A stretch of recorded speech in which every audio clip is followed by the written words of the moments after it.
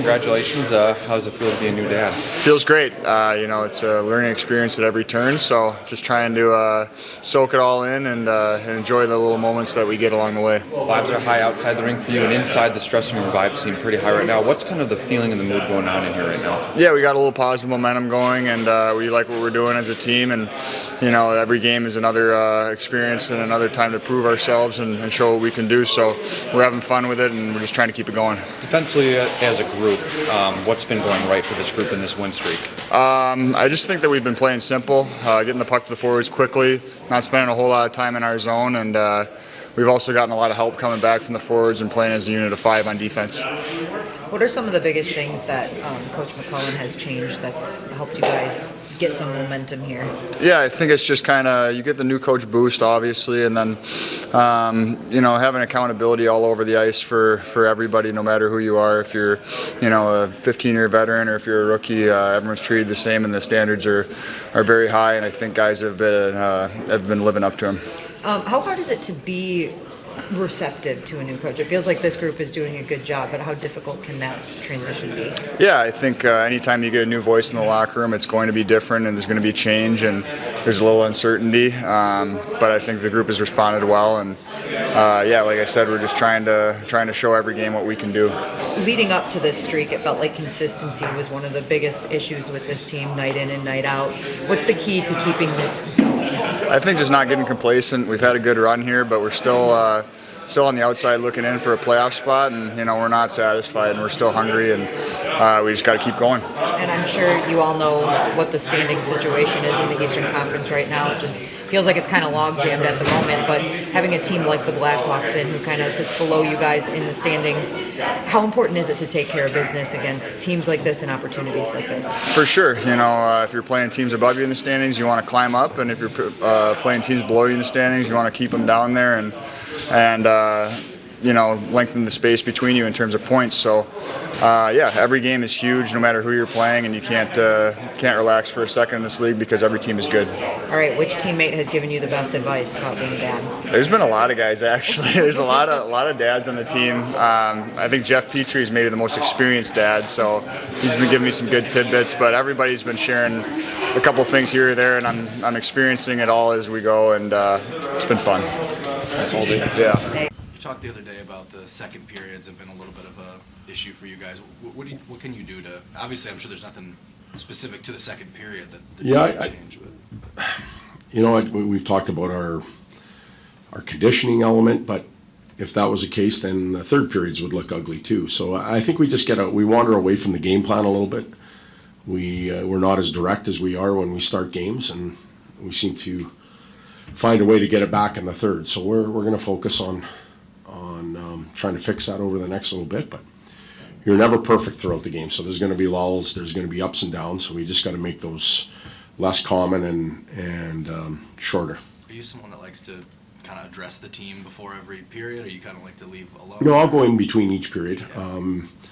Yeah. Whether it's just to reassure them that a lot of things we talked about they're doing, or make a small adjustment, talk about something, and then let them go. If I don't show up, then I may have someone from that leadership group take control of the room, and then that's powerful too if they can sort some things out on their own.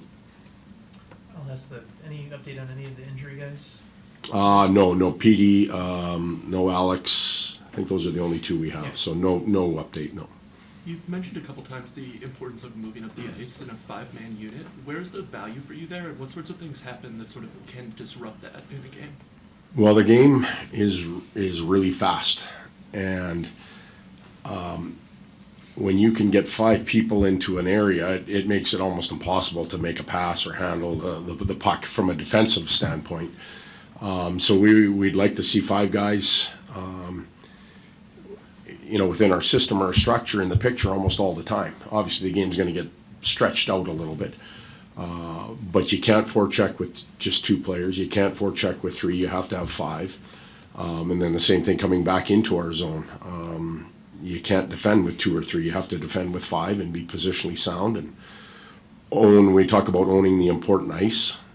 And we're working towards that. But, I'm sure you've all heard that word connected. And another way of saying that is just making sure all 5 guys are doing their job. One isn't lazy, one's not skating, and all of a sudden affects the other 4. That's what we're talking about. You mentioned shot mentality the other day. I know that's kind of been an issue here for a while, and coaches talk about it a lot. I mean, is it as simple as just telling them to shoot more, or what do you have to do to get that?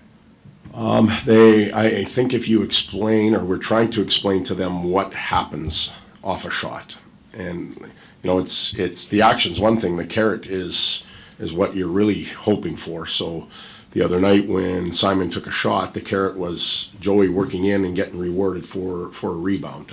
So we've been trying to explain what a shot does to the defensive structure and what we could do off of that. I don't know if that makes any sense, but without going too deep. You talk about the leadership group. What have you learned about how that collection of players just go about their business? Still learning. Haven't seen a lot of adversity, so it's the evaluation certainly isn't anywhere from complete. Things have gone fairly well for us since the Toronto game, and we're still going to find out a lot about each other as the year goes on. So it's still in play. With the shot mentality, one thing I just can't help but think about is people talk about shot attempts versus and coursing, and just when you come to using the advanced tools and everything, like, where do you kind of fall on using them from game to game, from over a sample size? How do you kind of use that type of Well, stuff? we have an excellent analytics department, and then we have a group of people on the coaching staff that can kind of decipher for me quickly what it looks like during a game and where we may be strong or weak, and we can make quick decisions on that. Pre and post game, we get a huge report, and now we can dig into it a little bit more. I'm still trying to adjust to that, but having the holdover staff members here, it certainly helps. But the computer doesn't understand some things. It can analyze and tell you a whole bunch of things, but it doesn't understand fatigue. It doesn't understand where you are in a shift. It doesn't understand the momentum in the building. It doesn't understand the referee's influence on a play or a given moment. So the analytics are really good. It provides us a path. It allows us to confirm or to make us look again at something. But you still have to play, and we're asking the players just to play hockey. We have to coach with our gut a little bit too. So that's how we combine it. And there's a reason you have such a big staff for it too, but like when you have that mountain of data, how as a coach do you kind of figure out what numbers actually are important and which ones are? Still trying to figure that out. Yeah. And I might, and what's good with our staff is that I can just ask Jeff or LJ, how are we doing in this situation? And they know where to look for it real quick. And as time goes on, I'll try and meet with our analytics department and say, listen, I get this, but I'm having trouble analyzing this. Can you make it simpler for me? But that's got to come down the road a little bit. We just got so much going on. I was going to ask you that, Todd, like, where do you fall in that whole analytics debate? It sounds like it's just one other piece to the puzzle, or yeah, the eye test is still like it's a very useful tool in coaching nowadays, and it also connects the coaches to players now, because players look at their analytics. They may not get the same report as we do. They may get it from another source, from an agent, from mom and dad watching at home. And I'm a believer that numbers can be used for or against you in any type of situation. You can make it work. The penalty kill is 7 for 7. We look real good, but the 6 before that we got scored on. You can make numbers work for or against you any way you want. This stretch of games here before the road trip you have coming, like how important is that to keep the momentum built when you go in to see some of those teams you're going to see then? Well, it's for our group. It's important because we've established some energy, a belief system that seems to be growing each day. Not even talking about where we're going next week, just tonight, and it'll be a challenging game. They're playing some good hockey right now.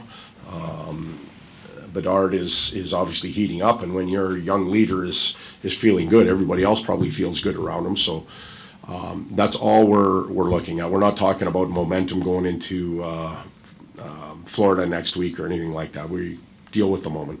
What sticks out to you about, obviously, the shot is, everyone talks about the shot. You as a coach, what sticks about Bedard and what he's been able to have success as a 19-year-old already? Yeah, I think his skill set, obviously the shot, as you mentioned, but his resiliency to fight through things. If you're getting picked first overall, I saw it with Connor. Your odds are your organization isn't, real close to the cup, but they're expecting that young man, Connor, and some other guys, Austin Matthews, to lead teams into the future. And Chicago's such a great hockey market. He's got to deal with all of that and that weight on his shoulders. So I think his ability to deal with that, and those players are special. Like they're so unique.